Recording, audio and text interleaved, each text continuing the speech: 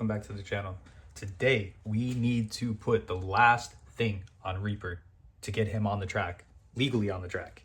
So the only thing we are missing safety wise, besides a helmet, because I definitely got to get a helmet, the one I have is expired, long expired, but the only thing we're missing is a Driveshaft safety loop, and that is exactly what we are doing today.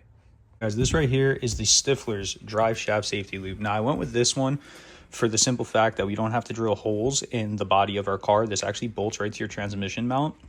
And then I already have a Stifflers cross member in the Cobra behind me. So we, already have that there.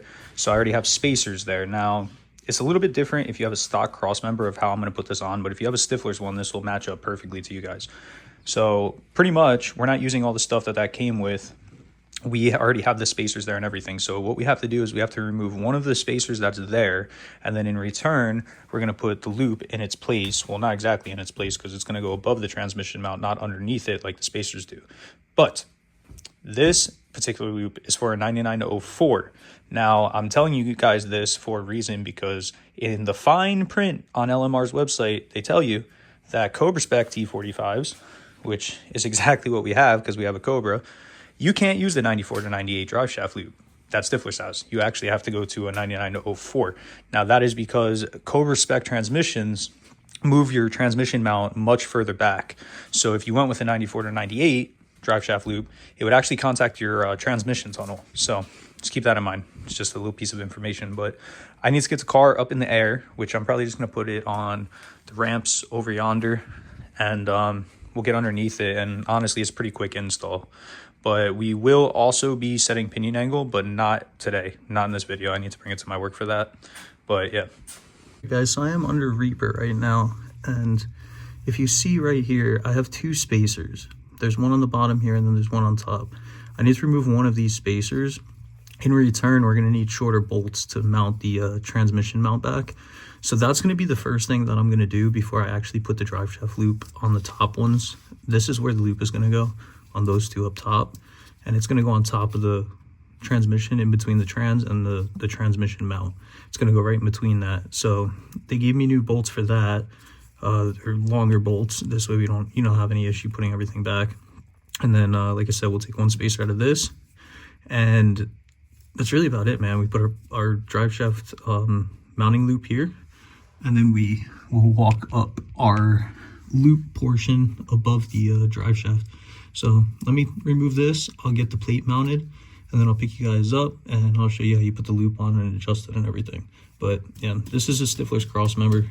It's not factory. Yours will look much different than that.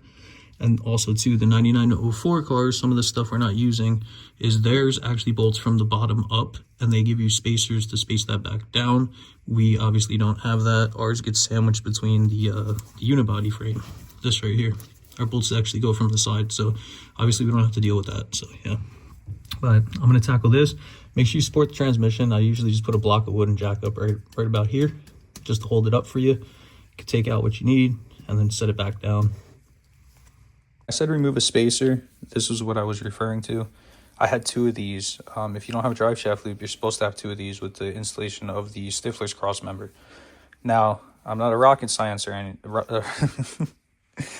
I'm not a rocket scientist or anything, but I would probably say that this is the same size as that, like thickness wise, right? Yep, that's what I figured. So this is going to add in our spacer that we just removed.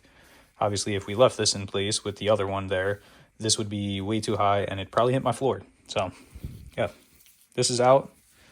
I'm about to unbolt the transmission mount bolts to the trans now. And we're going to sandwich this thing in between, and then we can put our actual loop on. All right, guys. So, guys, I know it sucks when I'm underneath the car, at least on the ground like this. It's much better at my work. So you guys just bear with me. But there's the drive shaft loop, guys. It's all tight, everything. The loop portion is very, very tight fit. When you're walking it down the drive shaft, I was hitting the floor in a lot of places. It definitely sucked to get it up there, but it does work out. You just got to finagle it exactly the right way. But as you can see, our drive shaft is fully enclosed now. So if anything was to happen up front there to that front U joint, it would get caught up in that Driveshaft safety loop, and we would not destroy our car or anything. So huge benefit. And then if you come down further where we mounted it to the transmission, you can see it's on top of the transmount, sandwiched between the transmount and the transmission. Those bolts are tight. I put blue Loctite on everything. And then, like I said, we removed one spacer at the bottom. We kept one spacer. We put shorter bolts in, tightened everything back down. And that should get our pinion angle relatively close. I am going to have to adjust it, but it should be relatively close. Guys, well, there you have it. Just a quick video on the Driveshaft loop. It's nothing crazy there. I, for one, hate rolling around on this garage floor. I need to do something. I need to figure out how to get these cars higher off the ground or something. I can't get good angles for you guys, which really sucks. I know you guys understand because I'm crawling on the ground where I can barely fit myself. So, yeah, I'll figure something out for this. Eventually, I'll figure something out. But now we are protected from our drive shaft going haywire and destroying our car and possibly destroying me also in the process of that. So that's like a weight lifted above our head, right? So we're safe there. I do want to check the pinion angle, which I'm going to do right now. And just to see where it's at. I'm not going to adjust it here. I'm just curious where it's at. But yeah, we'll adjust that in the next coming videos at my work. Guys, I need the salt to get off the ground. I got to bring the truck to my work. We got to undercoat it, and the Cobra needs to go to my work. We need to set the pinion angle, and we need to center the axle with the alignment rack, make sure everything is on point. So this way, when we launch the car on the track, we go straight down the track. So just a quick video today. Driveshaft loop is on. If you guys want to pick any of this stuff up, I got it from LMR. You can get Stiffler stuff there. We're going to also be doing their subframe connectors eventually. Stifflers makes a good product. That's all I'm saying. So, yeah. I hope you guys enjoyed today's video. Please drop a like up on this video. Drop a comment down below. Subscribe if you're new here. And I'll catch you guys in the next one. Peace out. Oh, don't worry. We're going to get second gear 2 in here.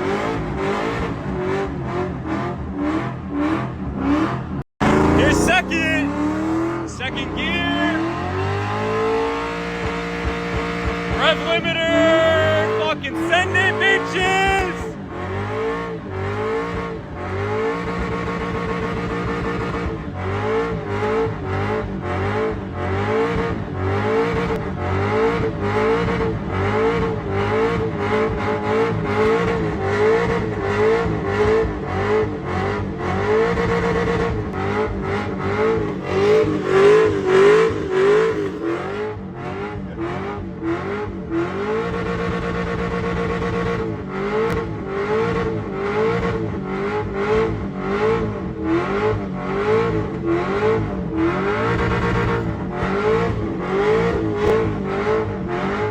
Pop them! I'll put it that way. We're definitely popping them. That's all I'm saying. 2026, motherfucker! I can't fucking breathe in this fucking car. It's so fucking goddamn smoky, bro. Holy shit! Oh, they're about to pop. They're about to pop. They're about to pop. Oh, you're about to pop my fucking quarter panel, bro. Oh! Guys, I can't fucking breathe. It's so fucking goddamn smoky, this bitch. Fuck. Yo, I legit can't breathe.